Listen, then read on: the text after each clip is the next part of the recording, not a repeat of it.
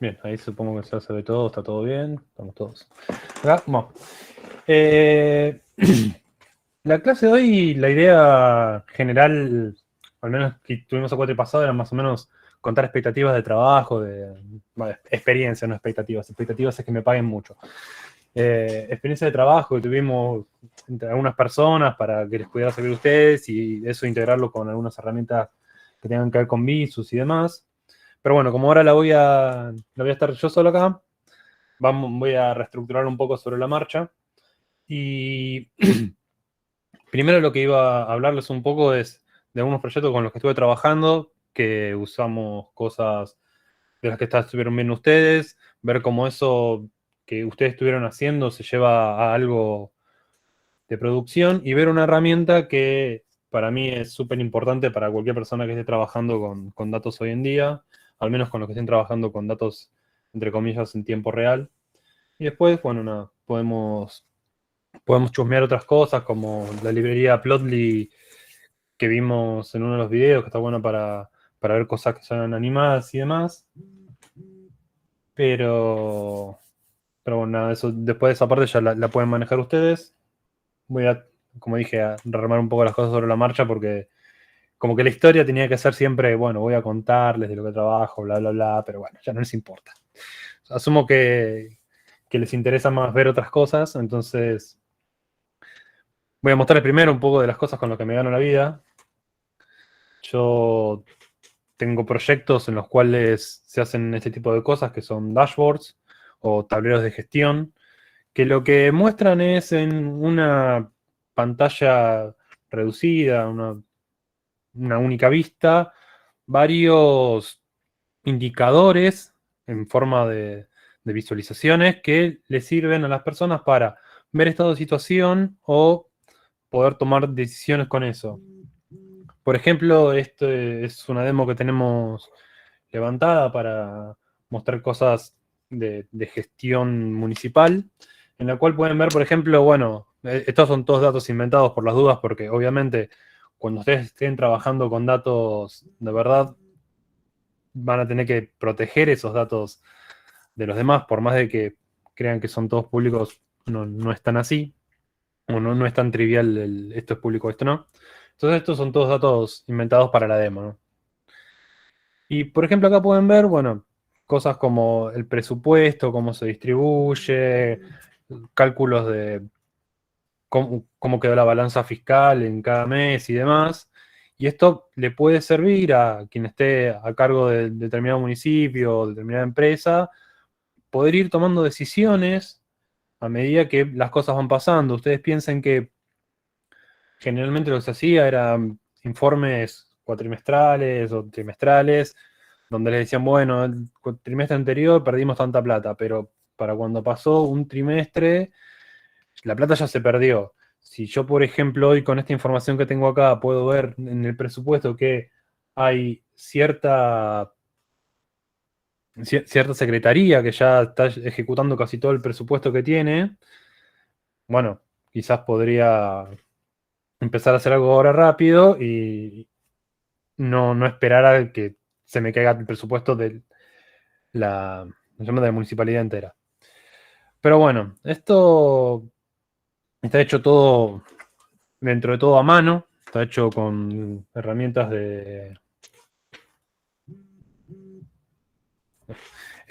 perdón, justo me saltó un poco para el lado. ¿Cómo se llama? Decía, esto está todo hecho a mano, la parte está hecho con JS y consume datos propios. Y la necesidad de hacer eso viene de que muchas de las cosas que hay para consumir información, uno creería que están todas bien puestas en base de datos y demás, pero en general a veces están una en una base de datos, otra en otra base de datos, otra en un archivo de Excel. Y si bien hay como opciones un poco más enterprise, como pueden conocer Power BI, por ejemplo, o Tableau, o la de Oracle Superset, esas cosas consumen también mucha más memoria, ¿sí? De memoria. Consumen un montón de recursos para poder procesar todas estas cosas. Y generalmente las computadoras que tiene la gente que está trabajando ahí no son lo que podemos denominar como computadoras muy buenas. Entonces, por eso se hizo todo así. De paso, ya que estoy, voy a mostrar. Me encanta Superset. Apache. Pensé que lo tenía abierto ya acá. Todas estas cosas las tenía en el servidor, pero nada, hubo problemas, digamos, logísticos, por no decir otra cosa. Y como decía, hay soluciones enterprise como esta, que lo que permite es, para gente que capaz no estuvo trabajando, programando, no sabe programar, o no sabe pandas, o ese tipo de cosas, puedan ir haciendo eh, tableros, visualizaciones, sin tener que hacer nada muy programático. Por ejemplo, pueden ver acá que si cargan determinados datos, pueden generar este hermoso plot y no tuvieron que pasar como ustedes. Sí, puede ser que se vea muy borroso por cosas. Puede ser que estén dando mal coso. Estén dando mal telecentro. Si me dejan de escuchar, por favor, chillen. Así sé que no están dando. Lo otro, bueno, no. Perdón, internet de zona sur. Pero escuchar se escucha bien, ¿no? Al menos eso es la parte importante, porque después van a tener cosas para hacerlo en sus casas. O sea, esto es como un poco de cositas para que no se aburran. Pero bueno. Bueno, decía, este tipo de cosas están buenas en general para personas que no saben programar. Para personas que no saben programar o incluso, a ver, yo uso un montón Superset para hacer toda la parte rápida de análisis de los datos, ir mirándolos rápido, porque no tenía que programar nada. O sea, lo metí acá, ya los tenía preprocesados, los ploteaba, me fijaba si quedaba bien el plot y después lo hacía ya así en el dashboard final. Entonces, no, estas cosas están buenas. Personalmente me gusta Superset porque no es pago y bla bla bla, pero bueno. Pero bueno, hasta ahora esto es como que nada, no es mucho, no les dije nada, probablemente no les aporte nada a sus vidas. Pero lo interesante de esto no es en sí esto como dibujar cositas, sino cómo es que todo esto llega a poder tener la información para mostrar.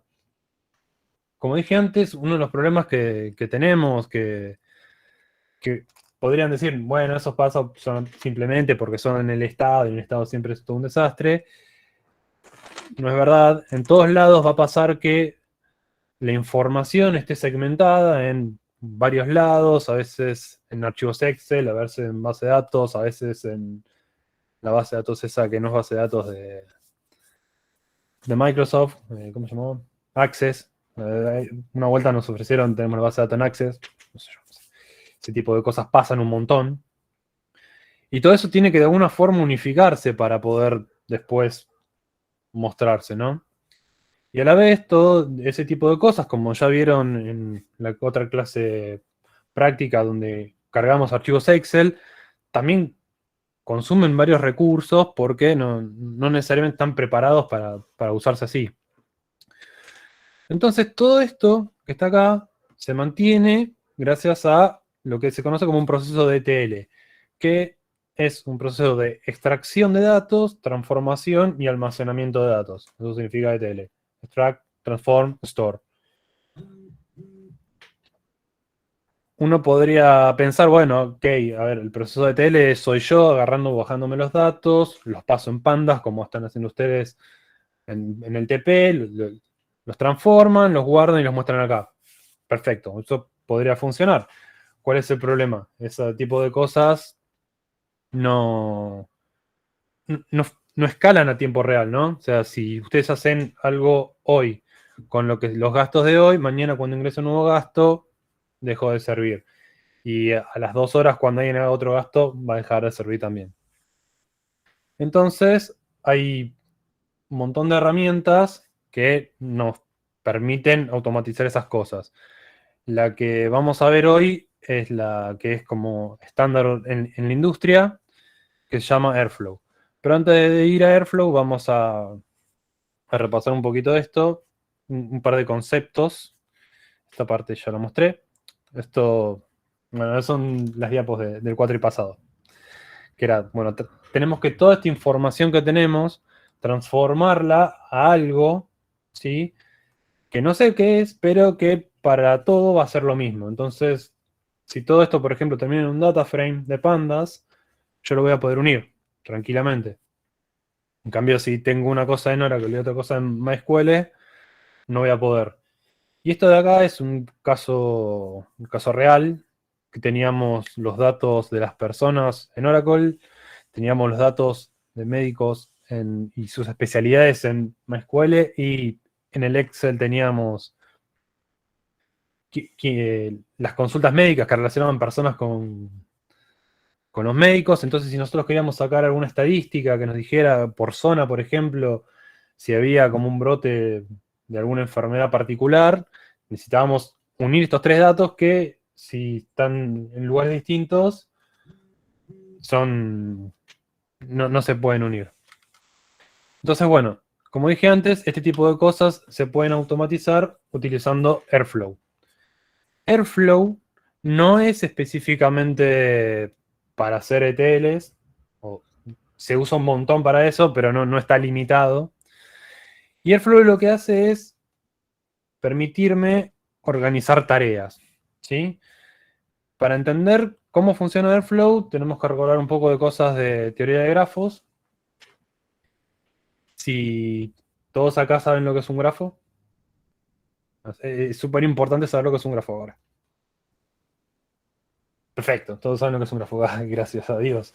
Todavía no borraron eso.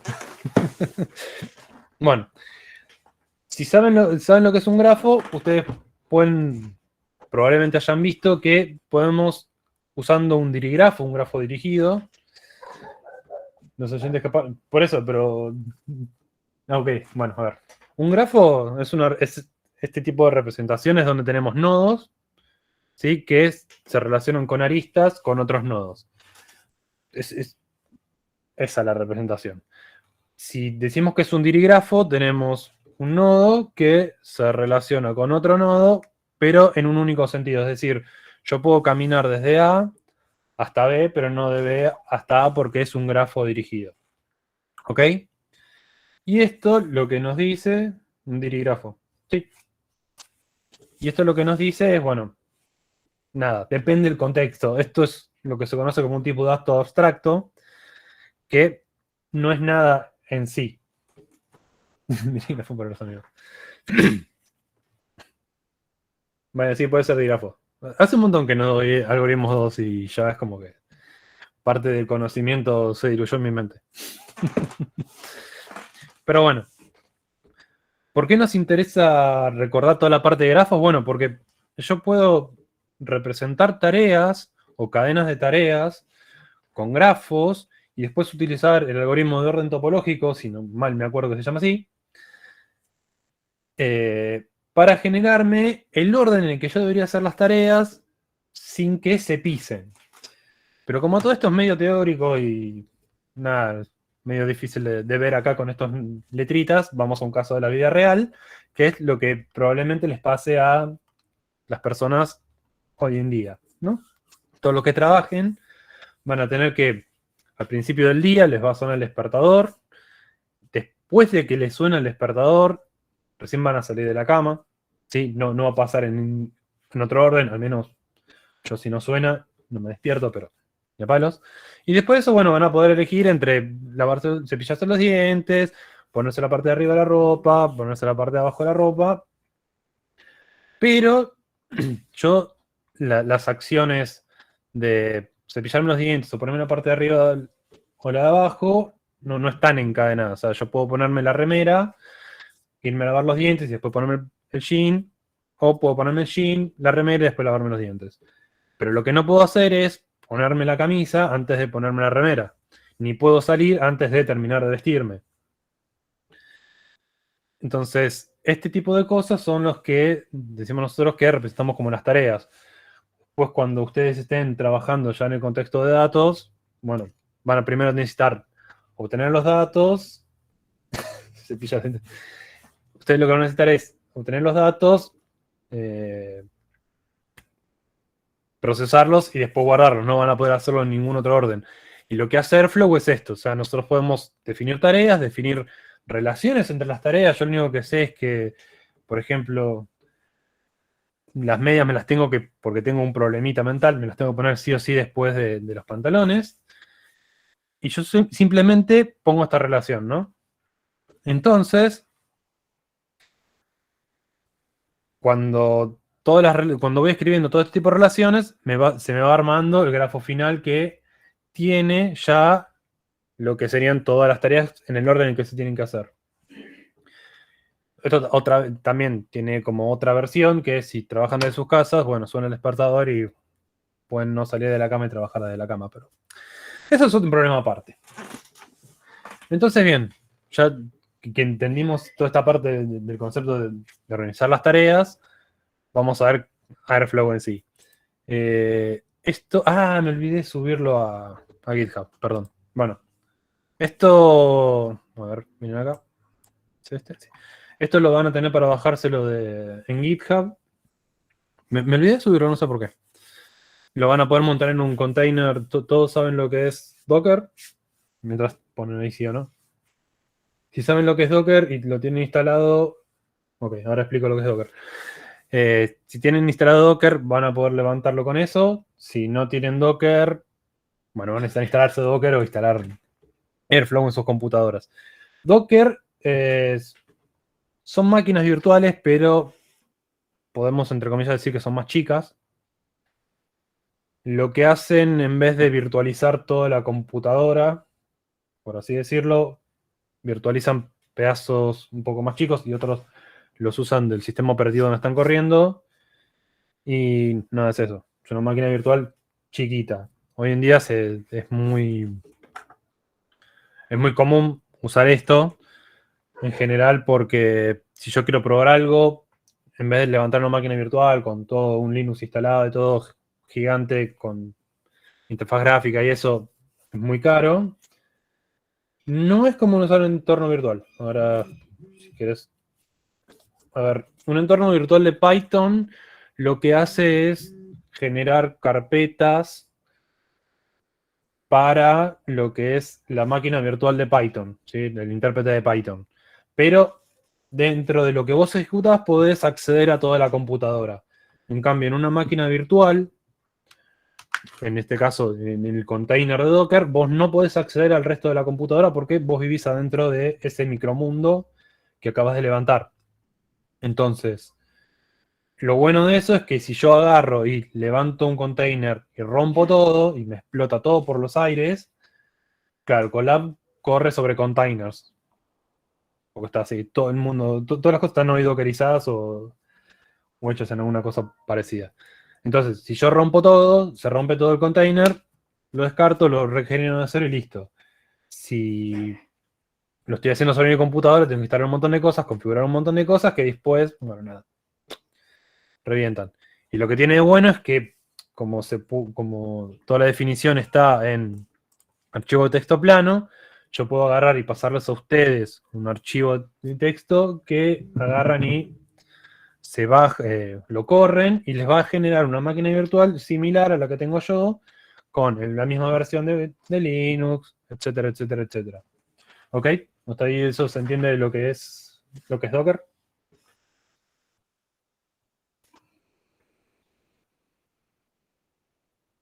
Voy a asumir que sí. ¿O no? Perfecto. No, bueno, a ver. Entonces, en Linux es relativamente fácil de instalar. O sea, van a la página. Ya que estamos, como tenemos un poco de tiempo, lo podemos ver rápido. Van a Docker. Se bajan el script y lo instalan. En Windows, si van a querer dockerizar cosas, van a tener que deshabilitar Hay una cosa que tienen que deshabilitar. Ya no me acuerdo qué. En la BIOS y bueno, como ven, no me está cargando Telecentro. Sí, tienen que habilitar la virtualización, la Hyper-V. Es un desastre. Bueno, no importa. Pero bueno, nada, se pueden bajar, se lo instalan y después van a poder correr esto que yo les di acá. Y en general está bueno que que ya en todos los canales que son estudiantes empiezan a tener estas cosas instaladas porque es una herramienta bastante útil y no van a tener que, por ejemplo, si necesitan usar un entorno específico para una materia, no van a tener que estar agarrando y instalando un montón de cosas a su computadora que después les queda y les va quedando y les va quedando y no la sacan y después si la sacan rompe todo. Pero bueno, entonces esto, si después se bajan, después les voy a pasar el link a GitHub, se lo van a poder bajar y lo que va a hacer es levantarles una máquina virtual. No sé si hay hace 4 años que no estoy ahí, así que no sé si hay una materia donde te enseñen a usar Docker. Sí hay materias donde se usaba y no sé, en concurrentes yo por ejemplo los obligaba a usarlos para que probaran en distintos sistemas operativos cómo funcionaba la concurrencia, porque a veces maneja distintas las cosas. Pero bueno, no sé si es obligatorio. No sé, ya hace, como digo, hace creo 3, 4 años que no piso la facu, así que I don't know. Bueno, en fin. Sigue. Sí. Yo no entendí. Resumiendo, lo que hace Docker es automatizar lo que sería ETL. No. Docker es Sí, sí. VirtualBox, ¿sabes lo que es VirtualBox? Bueno, es una VirtualBox más chica, sin interfaz gráfica, sin nada, y mucho más rápida. Ah, ok, ok. ¿Sí? A ver, es un concepto completamente distinto porque tiene que ver con que reutiliza parte del kernel, que no utiliza parte del kernel y demás. Pero bueno, si quieren hacemos otro día, hablamos sobre Docker y Kubernetes y me encanta hablar de eso, pero bueno, no sé si hoy es lo más interesante. Pero bueno, es una máquina virtual chiquita, corta. Pasa que no me gusta decir las cosas así que suena horrible, porque es conceptualmente malo, pero bueno. Yo soy demasiado estricto con esas cosas. Perdón. Bueno, de hecho vamos a hablar un poco de Kubernetes con esto porque es como el paso siguiente, la evolución de Airflow, pero no todavía no. De hecho, tú como tenés más tiempo Está podemos bien, hablar. como Pero resumen bueno, malo, una máquina virtual, digamos. sí, pero bueno, nada, eso yo soy demasiado quejumbroso con esas cosas, con los tecnicismos. Pero bueno, en fin. Ok, avancemos con esto entonces. Yo lo que les decía era, tenemos Airflow en fase. Y con Airflow lo que vamos a poder hacer es lo que vimos antes de definir nuestras tareas, el orden en que queremos que se vayan haciendo, y Airflow automáticamente va a empezar a ejecutar esas tareas en algún orden, cualquiera, siempre y cuando se cumpla lo que nosotros le dijimos. Por ejemplo, vamos a ver esta que es el que está de ejemplo, que para que van a tener ustedes, que fíjense que de hecho nos genera un grafo con cada una de las tareas que nosotros le programamos y cómo se van a ir relacionando entre sí. Después ahora vamos a correrlo y vamos a ver que en el orden que se corren y demás. Esto antes se hacía un montón usando directamente cron. Cron es para programar tareas dentro del sistema operativo. El problema con cron es que si una tarea falla, esto está descargado, esto está corriendo en un servidor en mi computadora. A ver, vamos a... Está acá corriendo en el container este que les armé. Lo que hace es levantar una interfaz web para poder manejarlo. ¿Sí? Bien. Bueno, entonces vamos a ver un poco de cómo es esto por dentro, porque me fascina. Ah, sí, estaba diciendo. Estas cosas antes se hacían con cron. El problema con cron es que si algo falla. Y si tiene que reintentarlo, no lo reintenta. Y ahora vamos a ver que Airflow maneja todo ese tipo de cosas bastante más amigables. Lo que primero van a tener que hacer es, bueno, vamos a generar un DAG, ¿sí? Que es el grafo acíclico dirigido. Es súper importante que un grafo sea acíclico también para poder hacer orden topológico, porque si una tarea depende cíclicamente de otra, no puedo arrancar por ninguna. Eso es clave. Y bueno, nada, esto es la descripción. No me interesa mucho por ahora.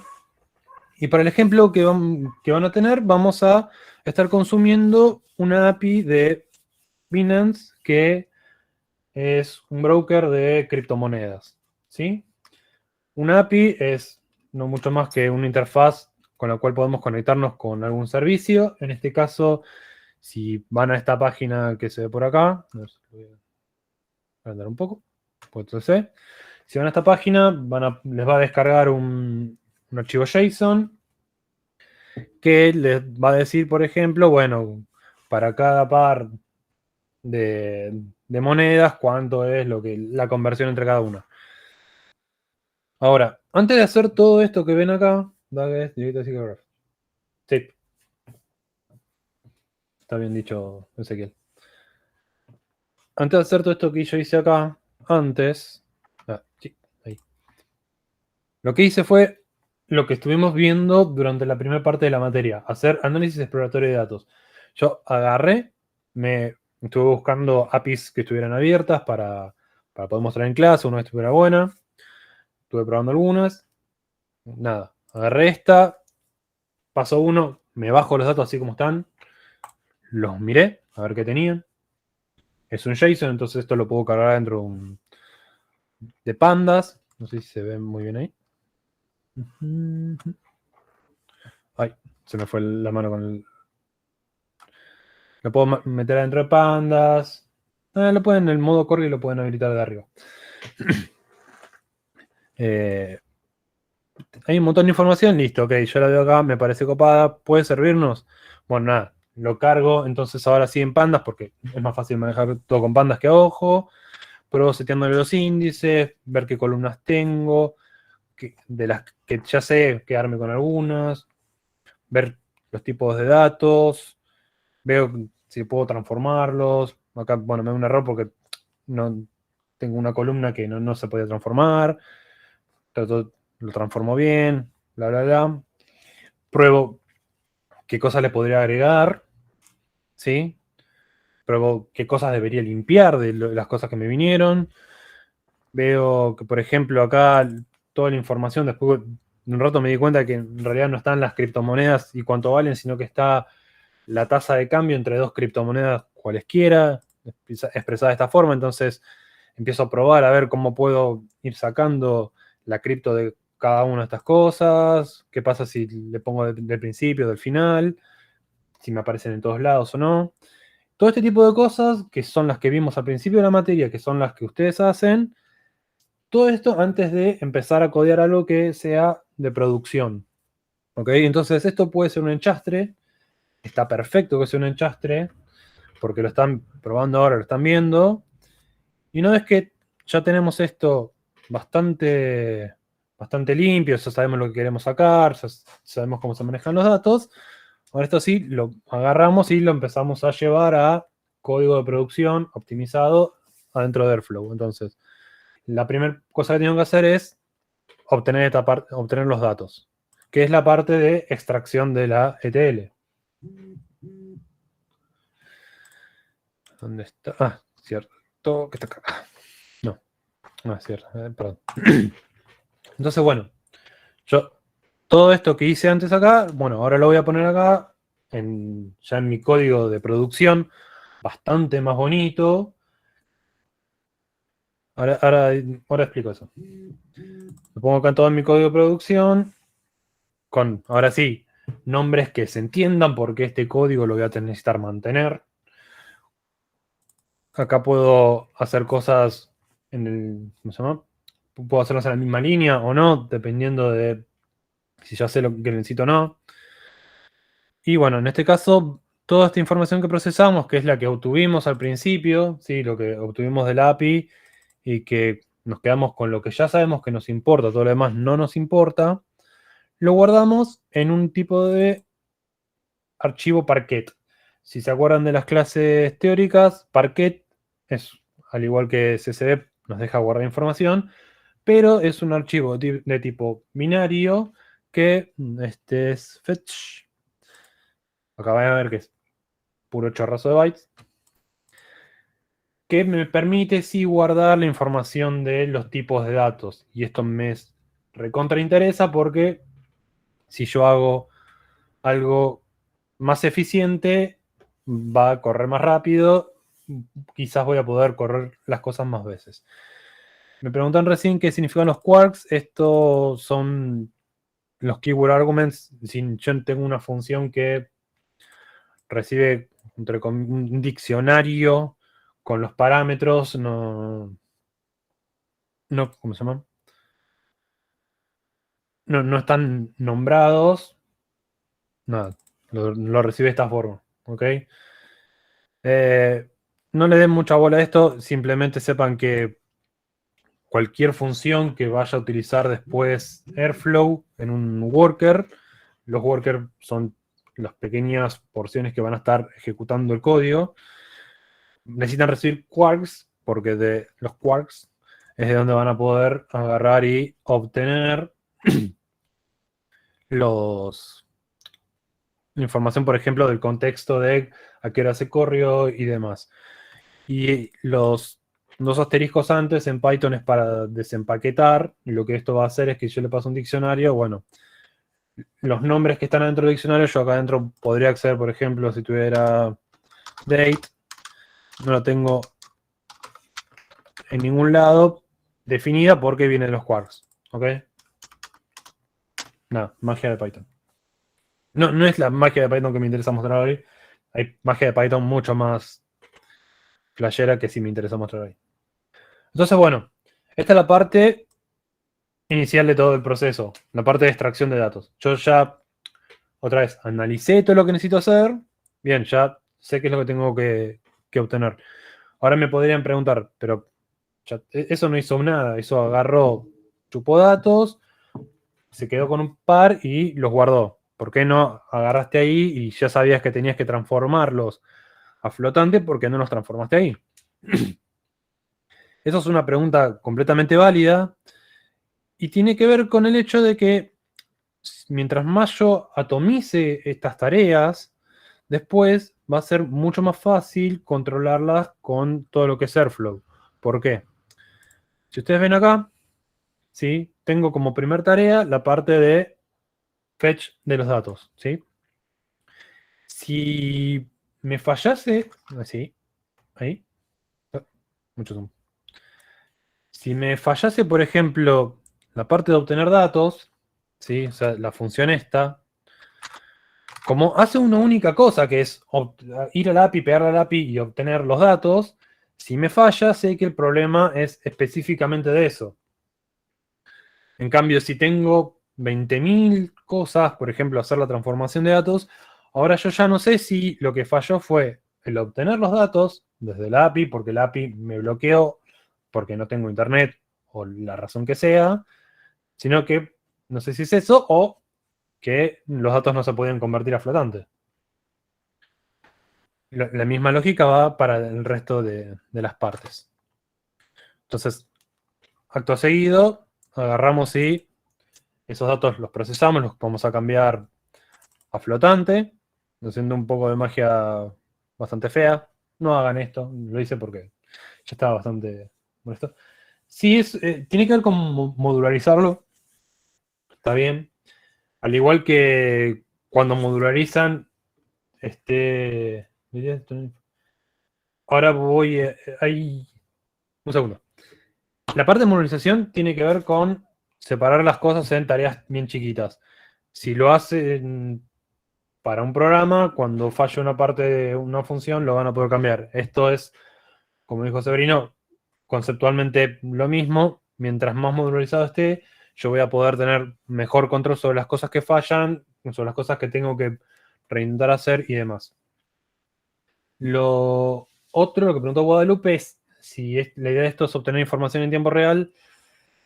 No es literalmente tiempo real, porque el tiempo real significaría que estoy trabajando con lo que se conoce como un stream de datos, que significa que, como lo que pueden tener, por ejemplo, de Twitter, yo mi trabajo profesional lo hice con eso, que es que cada vez que alguien pone un tweet, ¡pum! Ya me llega.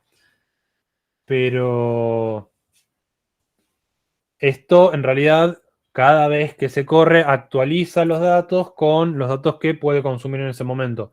No es tiempo real. Claro, porque Sí podemos decir que está bastante actualizado, pero no es si no tiempo te real. Tiempo real es otra la cosa. PC. Sí. No te estallaría. O sea, de hecho, mi TP lo corrí sobre una computadora más chota de la que tengo ahora, pero son conceptualmente cosas distintas. Lo que hace Airflow no está pensado para problemas de streaming, ¿ok? Son para obtener datos de fuentes, entre comillas, estáticas, procesarlos y guardarlos. Si quisieran hacer algo con streaming, o deberían usar otra cosa, o deberían programarse ustedes, como lamentablemente hice yo, con colas de mensajes y demás. Bien. Lo que preguntó Facundo es si debería haber cambiado columna por columna el tipo, pero como no quería hacer eso, le seteé el tipo, le seteé el índice, lo cambié y le reseteé el índice. No hagan eso, pero bueno, nada. Ya estaba medio quemado. ¿Hasta acá vamos bien?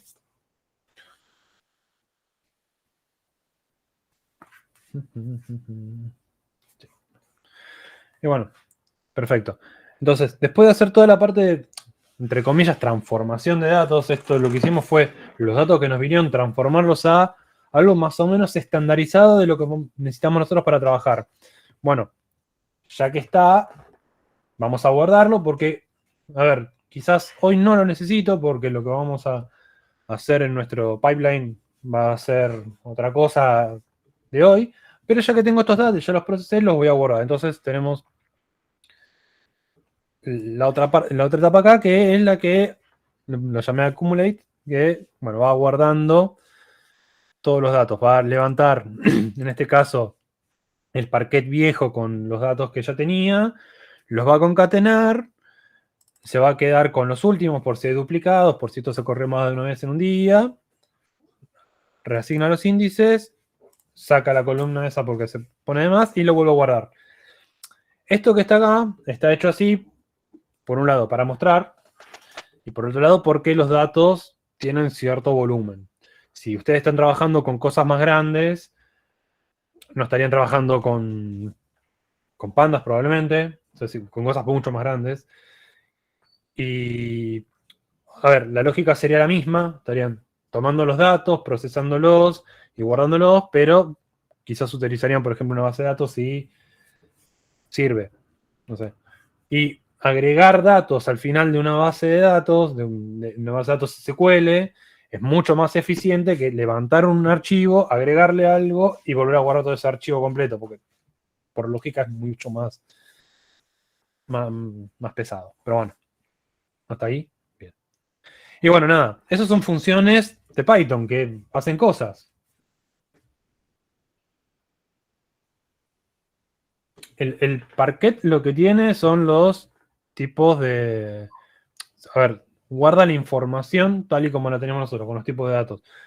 Pero no lo vuelvo a convertir, porque yo originalmente esto no lo había convertido. Entonces, esto era object originalmente. ¿Sí? Acá sí lo transformo a flotante. Y ya en esta parte de acá, como sé que va a depender de la conversión, ya sé que son flotantes y ya puedo operar con los datos a ciegas porque ya está. No necesito preguntarles, no necesito nada. Y eso generalmente hace que las cosas sean más eficientes si yo no tengo que estar preguntándole un dato si es de un tipo o del otro. Si se fijan, cada vez que trabajan con NumPy, los array, al tener un tipo específico, puedo agarrar y sumarles uno, por ejemplo, si son todos enteros, y va a funcionar más rápido que si tenemos una lista de Python y le van sumando uno a cada elemento. ¿Por qué es eso? Porque NumPy ya sabe que los datos son todos de tipo entero y que les puede hacer esa operación. Entonces la hace sin preguntar. En cambio, todo lo que es la parte de Python, bueno, dice, bueno, ¿vos podés aceptar este método? Sí, no. Entonces, ¿puedo transformarte algo que acepte este método? No, bueno, fallo. Sí, bueno, entonces lo aplico. ¿Ok? Entonces, por eso, después de toda la parte en la que hicimos la transformación acá, ya puedo trabajar con todos estos datos sabiendo que son de la forma en la que son, porque yo mismo los procesé anteriormente. Esto después Si, por ejemplo, tenemos alguien que esté haciendo no sé, una red que prediga los valores de las criptomonedas, ya sabe que los datos van a estar en el formato que él los necesita, porque ya se preprocesaron. Ustedes están trabajando ahora con un montón de cosas que, ¿cómo se llama? Están trabajando con las cosas de las películas que son capaz están medio sucias, que tienen que parsear los datos de una forma u otra. Si ya les viene todo preprocesado, van a ser mucho más felices. Bueno, esto es lo mismo. La función dejaste marca.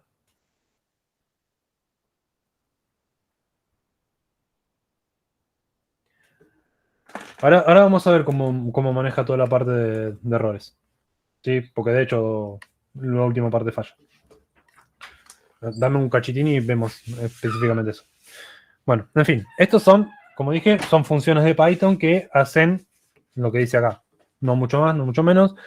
Si ustedes quisieran agarrar y hacerse un DAG con, no sé, cosas de su vida para que les mande mensaje todos los días y le diga, son las 6, levántate, se lo mando por Telegram, lo pueden hacer. De hecho, el 4 pasado usamos un bot que mandaba mensajitos con foto de perro.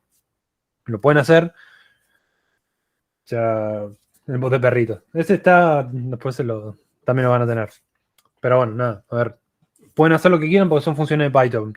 Airflow, de lo que se encarga es de que si yo le digo que esta función se ejecuta después de esta función, hacer eso, nada más. Muchas cosas más, pero el concepto es eso. Pero bueno, estas son funciones de Python, entonces yo tengo que transformarlas a algo sí de Airflow. En este caso es un Python operator, ¿sí? Que lo que le asignamos es un nombre de tarea, la función que tiene que ejecutar y el DAG al que corresponde. Y esto me va a devolver un objeto tipo Python operator. Esto es un wrapper. Y yo a esto le puedo decir, bueno, ok, fetcher va a ejecutarse antes de converter. Y converter va a ejecutarse antes de route data storer. Y si lo vemos, en el DAG vamos a tener que el fetcher está antes del converter y del route data storer. ¿Ok? Entonces, yo ya sé que cuando esté acá, necesariamente se va a tener que haber corrido esta parte de acá. Entonces, el archivo con los datos que necesito para poder acumularlos va a existir. ¿Sí? Por ejemplo, tenemos esa precondición.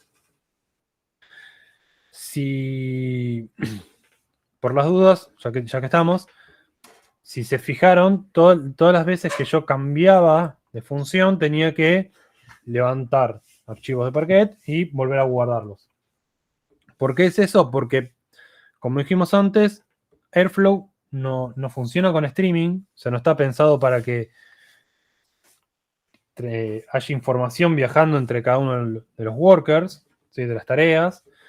Entonces, necesito algún mecanismo, en este caso es el archivo, mi archivo en el disco duro, para poder intercambiar información entre cada uno.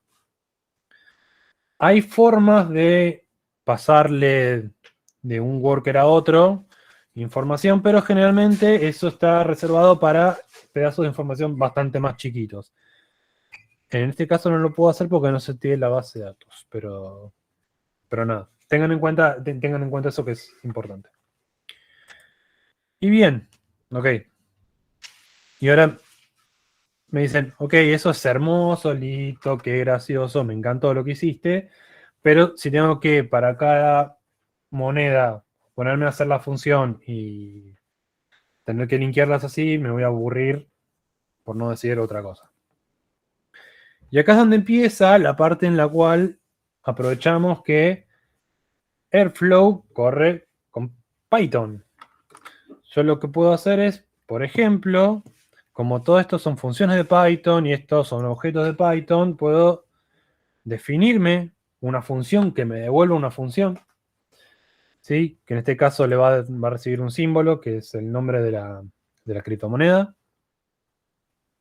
Y iterar a través de una variable, que ahora vamos a ver que está seteada dentro de Airflow, e ir generándome distintos workers, cada uno con una moneda distinta, que va a ser siempre lo mismo, pero van a operar sobre lados distintos. Y después eso lo voy a poder vincular, pasándolo a una lista, con el resto de las otras cosas que ya tenía.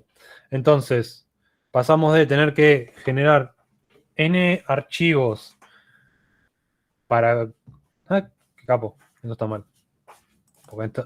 Por eso me falla, porque está mal esto. Qué genio que soy. Qué tipo genio, amigo. Con razón no funcionaba. No es una fábrica de objetos. Esto específicamente de acá, o sea, sí lo pueden pensar como una fábrica, como un factory, pero esto es un... Esto tiene que ver con closures de otras cosas. Pero bueno. Por esto no me andaba, porque soy un capo. Qué tipo genio. ¿Ven? Moraleja de todo esto, se pueden recibir y no darse cuenta de que tienen que reemplazar los literales por los valores de la función que tiene arriba. Pero bueno. Tal vez. ¿Qué no templates? No. Creo que técnicamente no. Diego, ya me olvidé todo de algoritmo 2. Tengo que volver a dar esa materia. Bueno. No sé si técnicamente es una función de orden superior, pero... Nada, esto... A ver, esto... Cada vez que yo corro esto, ¿sí? Python lo que va a hacer es generar una nueva función y como todo en Python es un objeto, esta función va a tener adentro el valor que va a recibir por parámetro acá en symbol. Entonces, todas las funciones que me voy a ir generando van a tener un valor de symbol distinto acá adentro. Y después la puedo devolver y guardar dentro de un diccionario porque es un objeto de Python. ¿Ok? Y esto a su vez... Y esto a su vez lo que puedo hacer es meterlo dentro de un for y automatizarlo. Entonces, algo que en general teníamos que hacer un montón de scripts para cada cosa en particular, que capaz eran todos iguales, ahora lo puedo tener en un solo lado. Y esto hace que sea mucho más mantenible. Antes tenían un montón de scripts de bash, ¿sí? Generalmente se hacía eso. Y si había que cambiar algún script de bash de los 15 que eran iguales, tenían que ir script por script cambiándolo. Acá simplemente lo cambio en un solo lado. Y como se genera dinámicamente, ya está, se actualiza todo. Y eso eso sí es mágico y es hermoso y es genial. Bien. Y bueno, nada, tengo otra función después que lo que hace es todo eso que procesé en un montón de partes. Como otra vez, yo ya sé que esto lo voy a correr después. Le voy a pasar un símbolo y para cada símbolo voy a estar leyendo superkets, los voy a concatenar y me voy a guardar mi resultado final para ahora sí tener un segundo resultado final, pero de las criptos que a mí me interesan. Antes teníamos, entre comillas, el crudo de lo que recibimos de la API, todo guardado, por si nos sirve más adelante. Y ahora tenemos guardado todo aquello que particularmente nos interesa, para poder, por ejemplo, en este caso, mantener el historial. Y lo que tiene acá, esta notación, que lo voy a volver a escribir para que se vea, converter. La notación flechita, flechita, yo en vez de pasarle un operador, le puedo pasar una lista de operadores. Y en este caso, como están todos adentro de este diccionario, bueno, nada. Saco los valores a una lista y al hacer eso se me va a generar todo el mágico encadenamiento este. Que es genial. Y lo mismo para el otro lado. Esto que está acá, lo van a poder ver en la parte de variables. Fíjense acá, que tengo definido que quiero que mi ETL me genere data procesada de Ethereum, Bitcoin y Dogecoin. Esta es la línea que me define la variable de cada... perdón, esto me define la variable donde yo le digo cuáles son los símbolos que yo quiero ver. Entonces después, cuando vamos acá, acá, obtengo la variable, le hago un split porque es una cadena, voy a poder iterarla.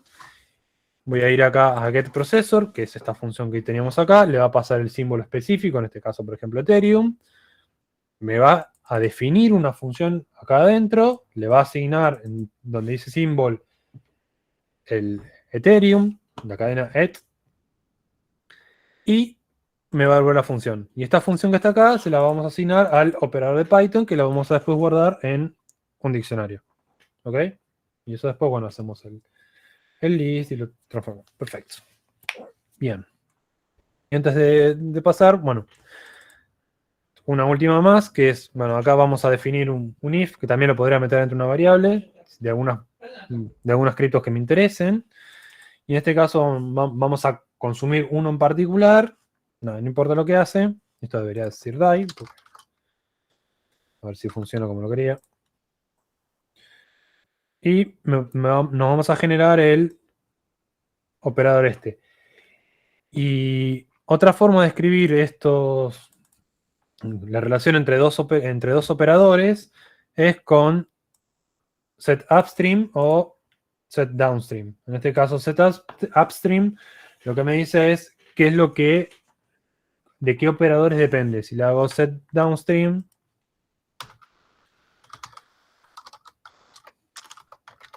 me va a decir, le va a asignar a todos los operadores que yo le pase que dependen del operador que acabo de definir.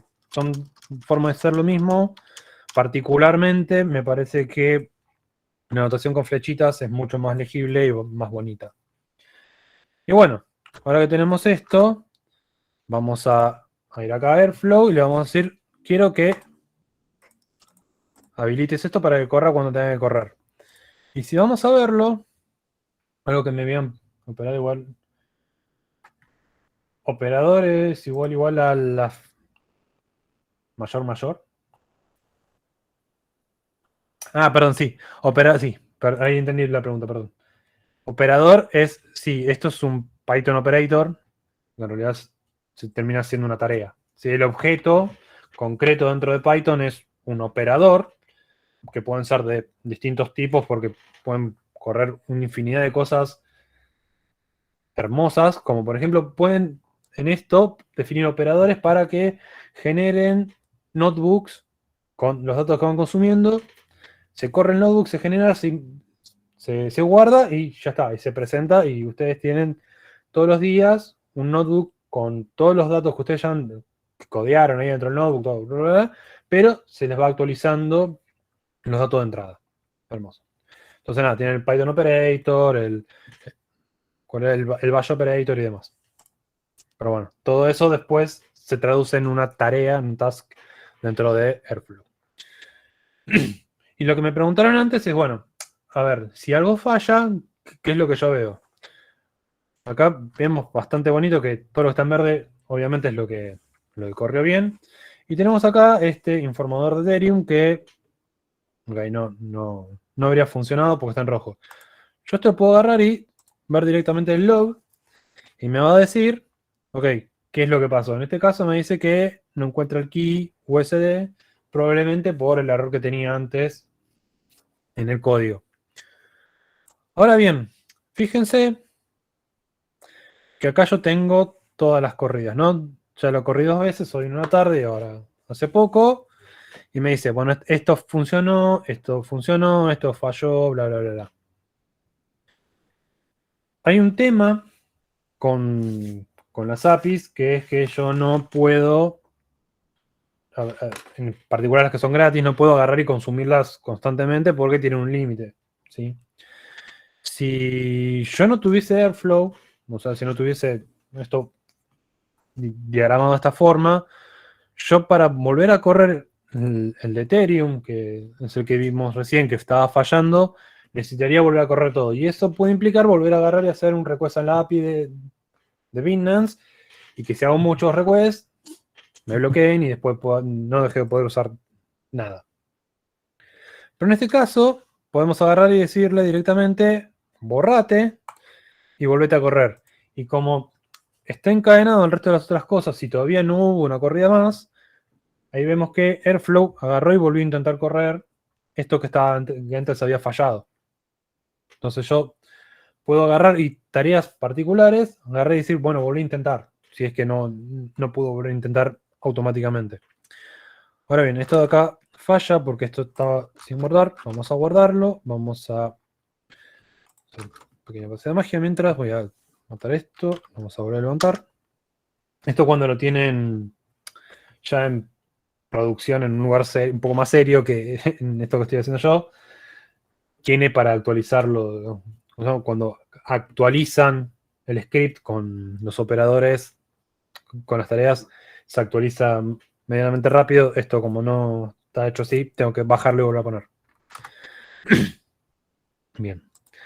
Ahora sí vemos, fíjense que lo que teníamos antes acá estaba por acá arriba, el de Ethereum, ahora está un poco más abajo. ¿Por qué nada?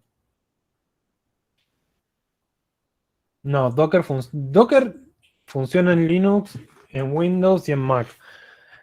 El tema es que Docker usa parte de lo que es el kernel del sistema operativo. Entonces, los containers que son de Linux no se pueden correr en Windows salvo que tengan activado el Linux Subsystem y ese tipo de cosas en los últimos Windows.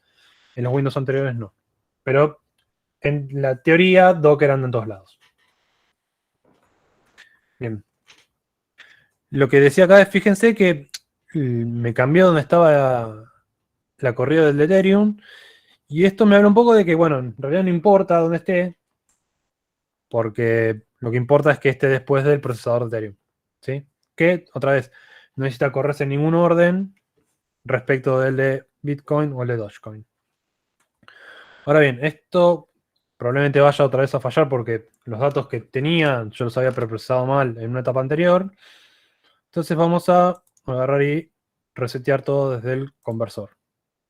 Me dice que querés resetear todo esto, sí. Y vamos a verlo cómo va corriendo acá. Esto como estoy haciendo en mi máquina, tiene para correr de a uno a la vez. Pero, por ejemplo, todos los que están acá a la misma altura, si lo tuviera configurado de otra forma, podría correrlo en paralelo. ¿Sí? Porque, a ver, el procesador de Bitcoin no depende del de Dogecoin y no depende del de Ethereum. Entonces, al tenerlos bien separados, puedo agarrar y estas tareas distribuirlas. Otra vez me falló el de Ethereum. Y me dice que... Chachan, chachan. Bueno, no necesita ahí. Ok. Algo hice porque...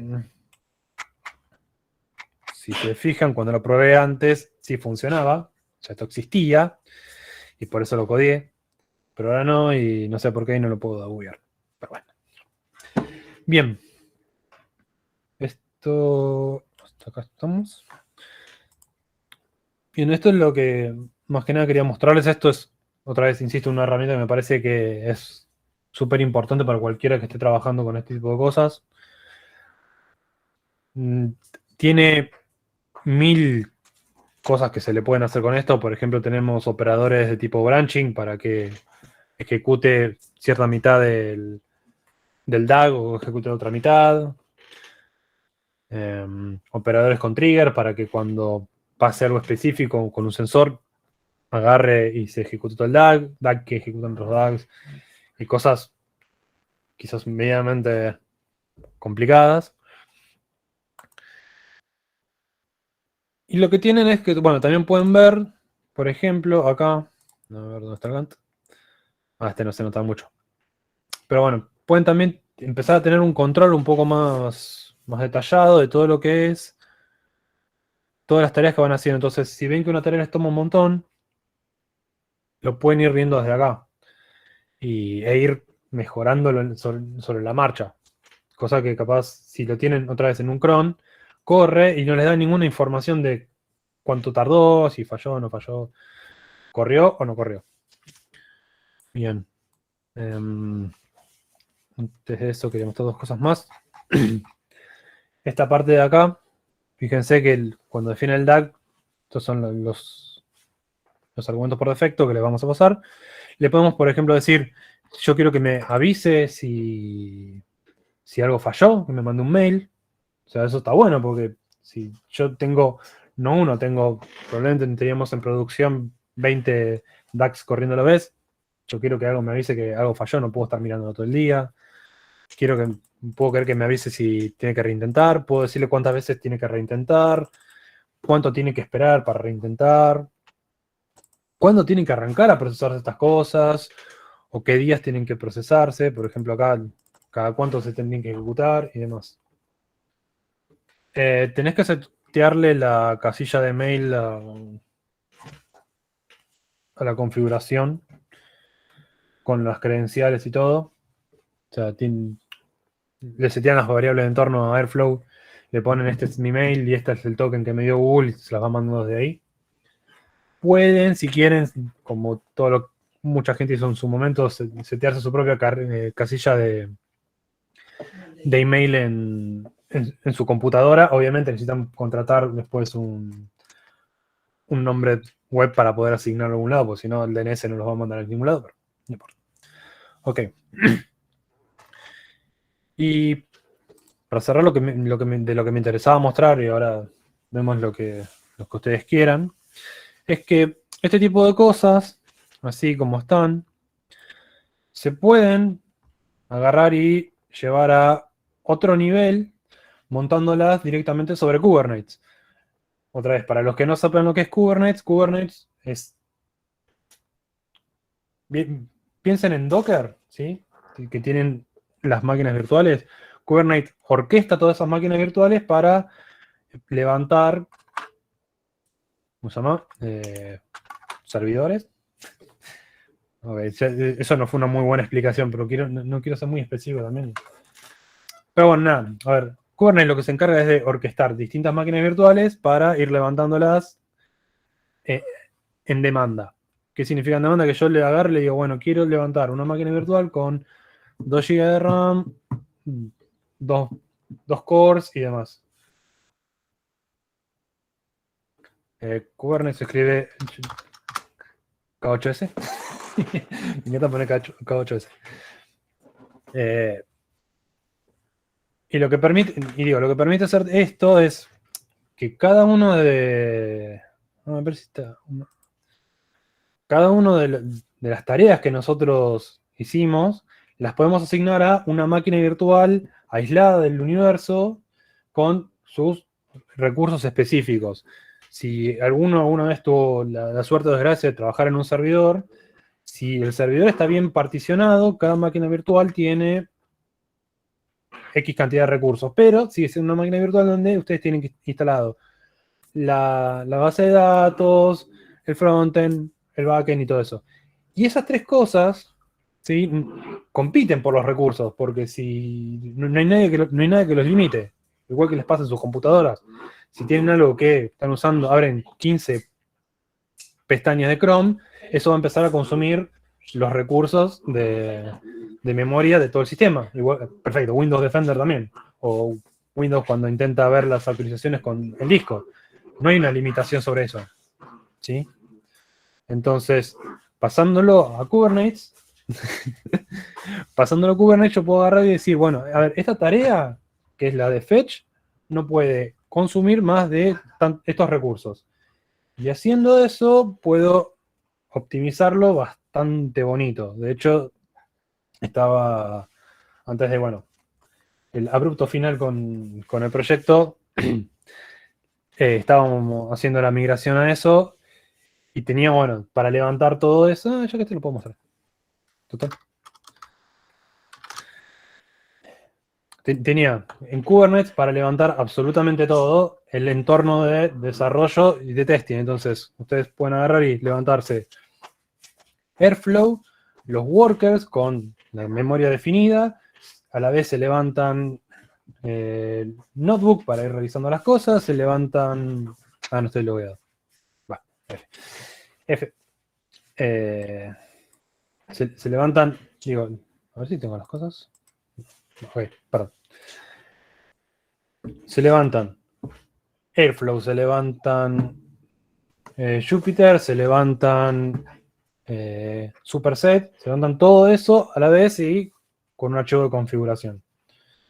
Nada, bastante bonito. Me encanta hacer este tipo de cosas de optimización, pero no se dan una idea de lo que me gusta. Porque después esto tiene muchas implicancias en el resultado final. siempre me acuerdo de que yo una vuelta compré en Play Asia y no me mandaron un juego. Porque sí, tengo que comprar en Play Asia, ¿no? ¿Y qué pasó? No me daban bola, no me daban bola, me quejé en TripAdvisor y como a las 2, 3 horas me agarraron, me contactaron y me dijeron, no, a ver, te podemos ayudar, bla, bla. ¿Qué pasa?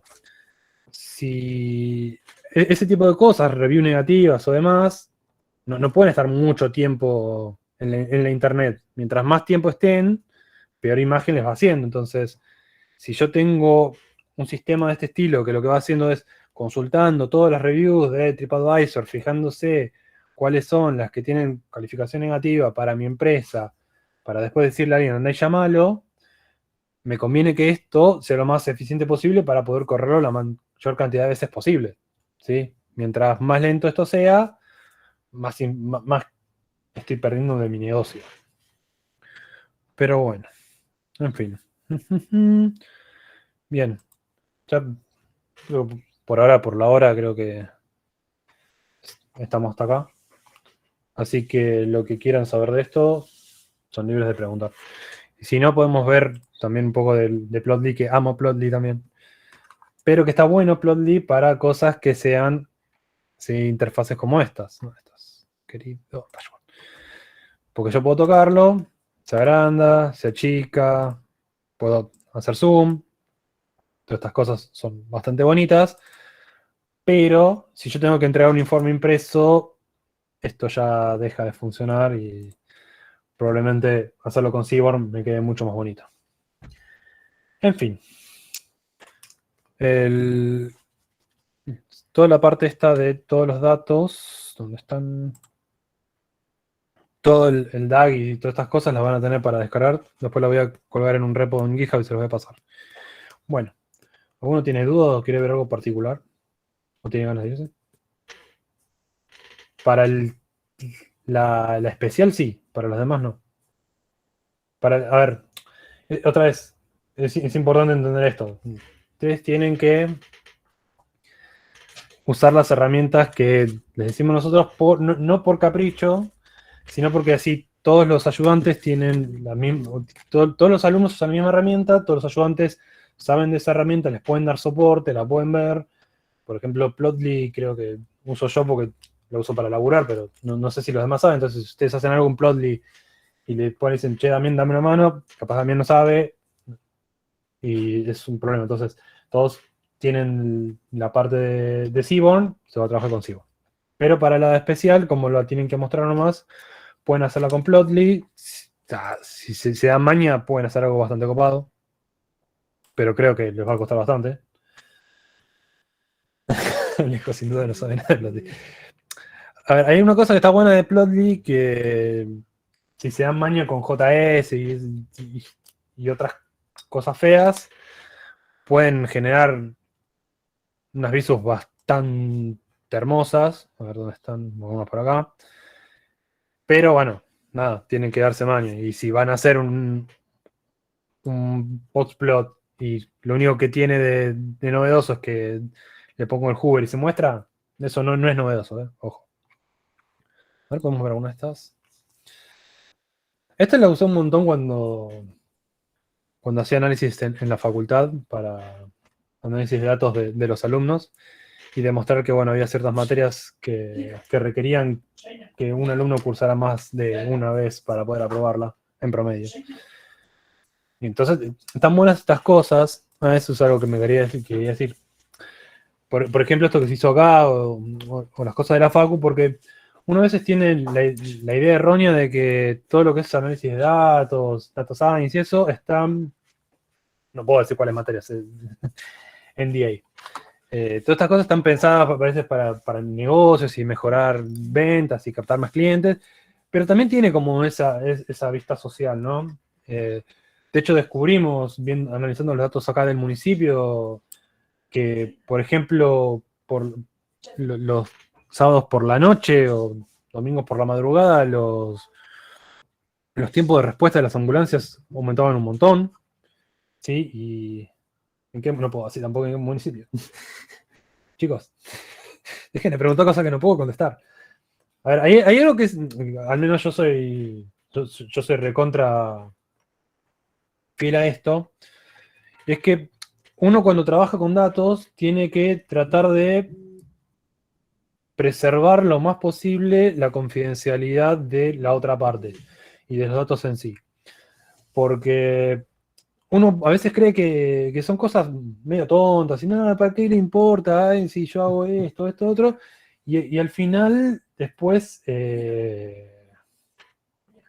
y al final del día, con eso después terminan manipulando gente para que voten a X persona. Entonces, nada, está bueno la protección de datos, está bueno también cuestiones como, a ver, me pasó a mí con mi TP, yo dije, hacía análisis de streaming de tweets y un montón de esos tweets los iba guardando para poder reentrenar el modelo, porque si no, obviamente no se puede entrenar mágicamente, y lo tenía todo en GitHub. ¿Qué pasa? Los tweets, con el paso del tiempo, empezaron a poner restricciones un poco más severas, entre las cuales es que no se pueden guardar los tweets. ¿Por qué? Porque eso violentaría lo que es el tema de derecho al olvido. Si ustedes agarran y hoy agarran y ponen, ¿qué clase de mierda puso Gastón? Pum, lo tuitean. Porque no sé, pues estaban re enojados. Si mañana me cruzan y me dicen, no, no, perdón, no, y lo quieren borrar. Si Internet no se los deja borrar, van a existir toda la vida insultándome. Como probablemente hace mucha gente, pero no importa, no viene al caso eso.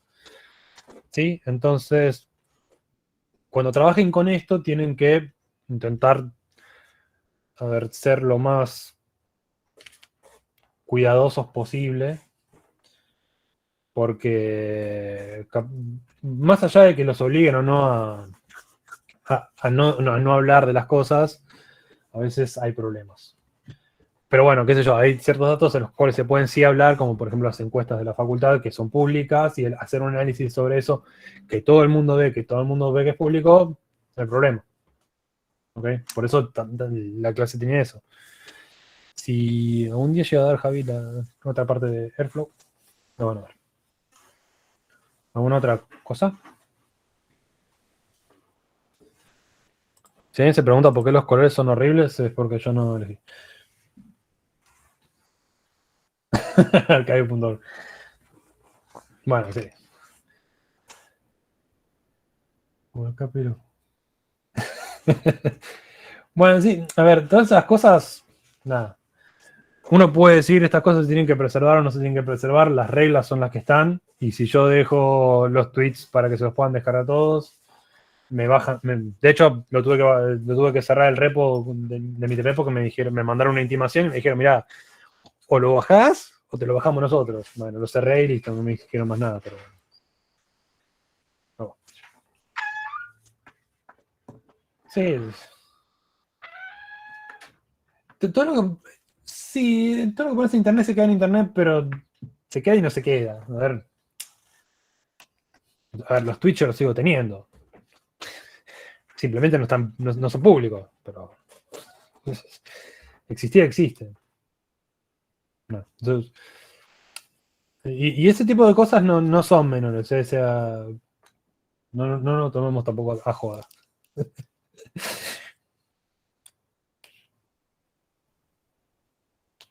Sí, pero si se fijan los leaks del GTA 6, ya dijeron los de Rockstar que al que lo tenga, le rompe las piernas. O sea, si alguien muestra algo, le rompe las piernas.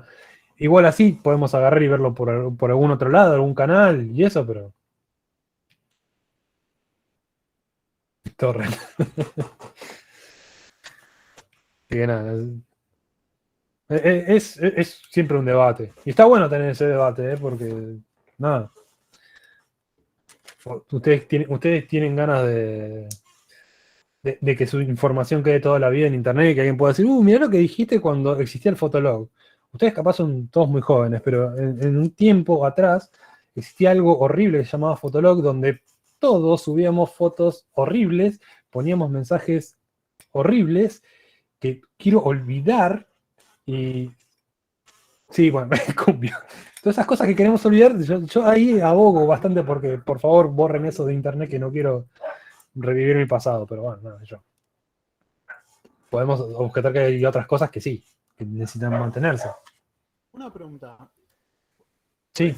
explicar, por ejemplo, cuando te dan un enunciado o quiero una visualización de esto, cómo sería el proceso de pensar o de ir de los datos al gráfico, por ejemplo? Sí, generalmente no partís de quiero una o no partís quiero X visualización.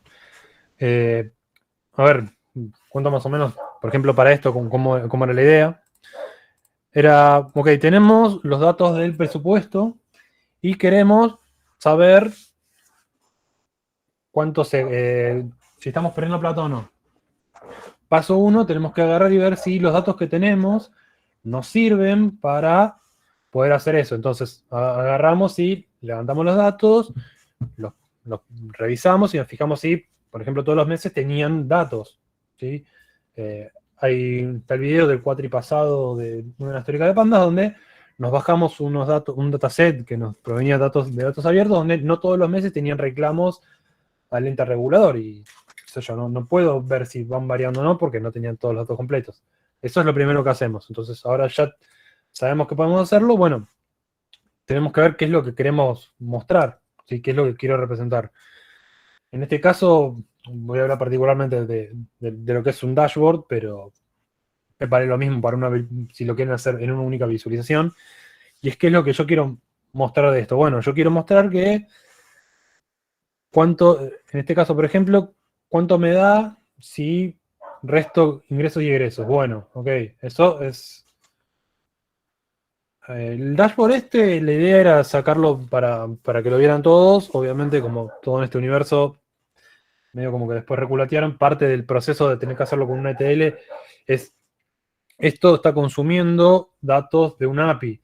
La API tiene que ser pública porque esto está, si lo hacen público va a tener que estar público. Entonces, si no están los datos preprocesados, como los datos que pueden encontrar en Internet, quizás hay datos que son sensibles que se van filtrando por ahí. En fin. Bueno, entonces decía, después de pensar qué es lo que yo quiero agarrar y mostrar, ahí sí empezamos a ver, bueno, a ver cuáles son los formatos en los que los podría mostrar. O, a ver, todo lo que yo quiero ver. Por ejemplo, ¿cómo se llama? Si la diferencia entre ingresos e ingresos me alcanza o no me alcanza para mostrar el estado del presupuesto de la municipalidad, ¿no? Entonces, ok, eso me dice si por mes hay más entrada que salida, pero no me dice si yo consideraba que eso iba a pasar. Entonces, agregamos también, bueno, la parte de egresos, porque también tienen, por alguna razón, tienen presupuesto de ingresos. Entonces ya saben más o menos cuánto van a ganar, pero es medio raro. Entonces uno puede agarrar y decir, bueno, ok, yo tengo la información la voy a complementar con la información de acá abajo y como me importa saber específicamente quién está haciendo X cosas, lo voy a complementar también con este tipo de gráfico de acá para ver diseccionado cuánto es lo que es del presupuesto de lo que yo tenía acá, que estaba en rojo, ¿sí? Cuál es el que me lo está consumiendo. Generalmente, esto no tiene nada que ver con nada, generalmente se lee así en tipo L para abajo, entonces lo primero que uno ve es, bueno, a ver, el balance es esto, ingresos, egresos, ok, me fijo si respecto a los otros meses era más o menos. Acá veo si estoy en rojo y después puedo empezar a ver por acá abajo dónde se ejecutó. Eso tiene que ver con user experience y demás, pero a ver, hacer este tipo de cosas generalmente requiere, no de un solo moncho como yo, sentado haciendo esto, haciendo ¿cómo se llama? La ETL y todo, sino hay alguien que está sentado pensando en la comunicación, o sea, hay alguien que se dedica a comunicar bien la parte de los datos, hay alguien que se encarga de procesar los datos. Sí, tiene que ver con diseño, pero bueno, a ver, ustedes tienen que desarrollar también esa parte de ver. Está bien que esto esté rojo y verde y sí, a ver, cuenta la historia de que este mes ganó más que este mes que estoy perdiendo. Eso es algo que tampoco es que se lo tienen que tirar al otro y decir, bueno, arreglate porque capaz diseño, esto fue una cuestión de diseño, que presupuesto para un año y otro fueran rosas. Y yo no estoy muy de acuerdo, pero bueno, no podía elegir. Pero. Bien, no importa. Quejas aparte. Eso, no sé si eso respondió a la pregunta de. Creo que Fernando fue que preguntó. Sí, sí, está bien. Esto. ¿Alguna otra consulta? ¿Alguien más? ¿Algo que quieran saber? No pueden preguntar por qué renuncié. No, sí, yo lo sé.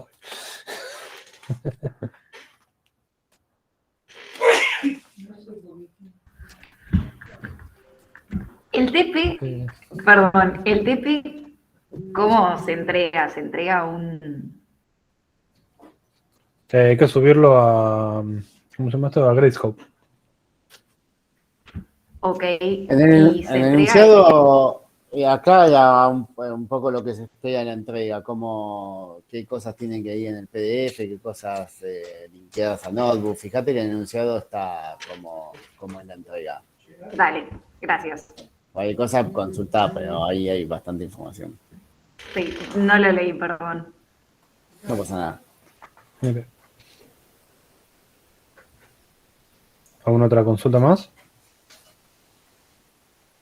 Si no tienen consulta, cerramos.